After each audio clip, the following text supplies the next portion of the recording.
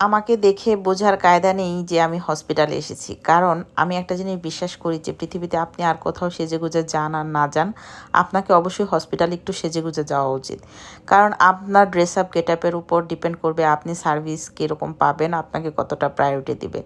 এটা আমার কাছে মনে হয়, কেন আমি জানি না। হসপিটালে রুগী সেজে থাকা আমার কাছে জিনিসটা ভালো লাগে না।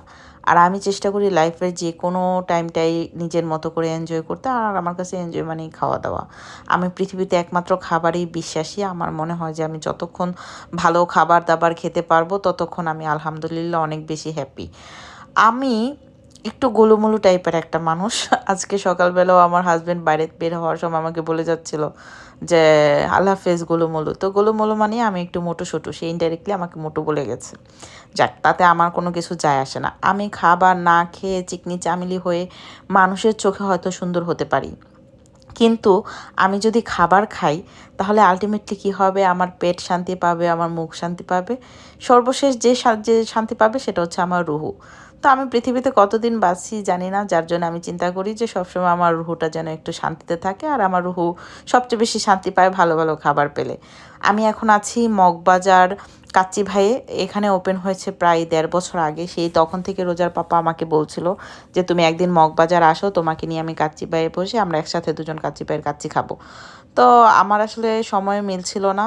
আর এর মধ্যে থেকে একদিন ও আমাকে নিয়েও এসেছিল, কিন্তু সেদিন আমাদের লাকটা অনেক বেশি খারাপ ছিল। তাদের কোথাও একটা হোম ডেলিভারি হয়ে যাওয়ার কারণে সেদিন এখানে এসে কাচ্চি পাইনি।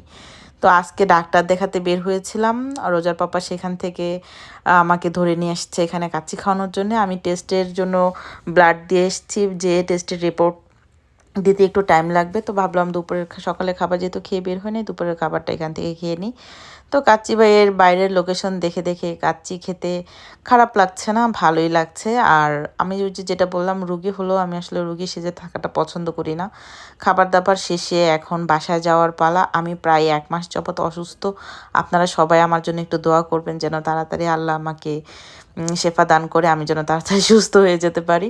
ওই যে যেটা বললাম যে আমি অসুস্থ হলেও বোঝার কায়দা নেই, কারণ আমার কোনো কিছুই থেমে নেই। আমি সব কিছুই সমান তালে চালিয়ে যাচ্ছি।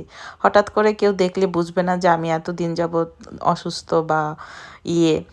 যাই হোক, অনেক সুন্দর একটা সময় কাটিয়েছি আলহামদুলিল্লাহ। আমি সবসময় চেষ্টা করি যে আমার জায়গায় আমি যেরকম পরিস্থিতিতে থাকি না কেন, আমার লাইফটাকে একটু সুন্দর করে এনজয় করার জন্যে। আপনারাও যে যার যার জায়গা থেকে যে যেটা ভালোবাসেন, সবাই খাবার খেয়ে খুশি হবে এরকম না। যার যার মতো করে যে যেভাবে পারেন নিজেদের সময়টাকে সুন্দর করবেন, নিজেরা ভালো থাকার চেষ্টা করবেন। সর্বোপরি আগে নিজে ভালো থাকার চেষ্টা করবেন। তো আমাদের শেষে কিছু ছবি ছিল, ছবিগুলো শেয়ার করে দিলাম। আজকে ভিডিওটা ভালো লাগলে শেয়ার করে দিবেন। এই পর্যন্তই, আল্লাহ হাফিজ।